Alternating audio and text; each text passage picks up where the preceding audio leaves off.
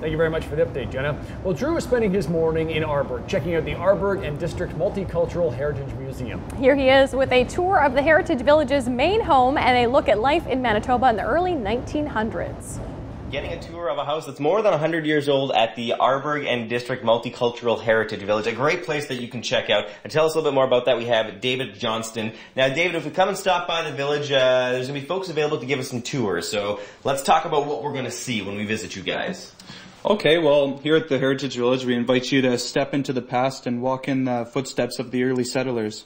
So when you come here, you can expect to see over 10 buildings here, all from early settlers from Arborg and the area. We have various houses of Icelandic, Ukrainian, Polish cultures.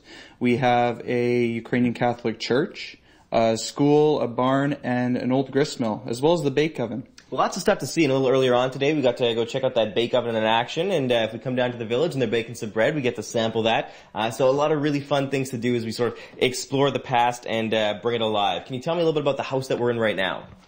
Well, this here's the Sigvaldasson House. It was built in Arborg before the railway had come to Arborg in 1910.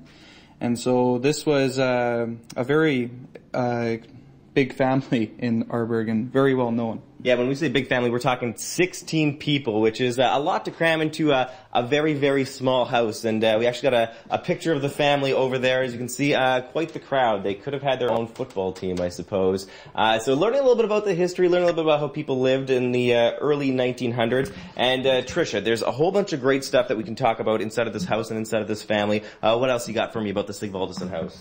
The Sigvaldasson family, they were very...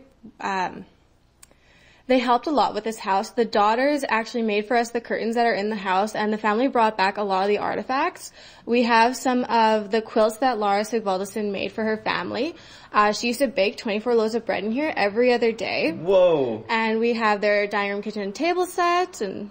So a lot of stuff that is authentic to the era. Let's talk about some of the things that are going on throughout the week. As I understand, you guys have special days with activities just for kids. So what are you doing to keep them busy? Yes, this week we are making, it's parlor fun, and we're doing a bunch of board games, and they're dancing, old-time dances, and they're going to have lots of fun. So a good way to connect with the heritage of our province. If you want more information about the Arborg and District Multicultural Heritage Village, go to our website, breakfasttelevision.ca, and stop by for a tour Mondays through Saturdays. Get all the info on our website at breakfasttelevision.ca.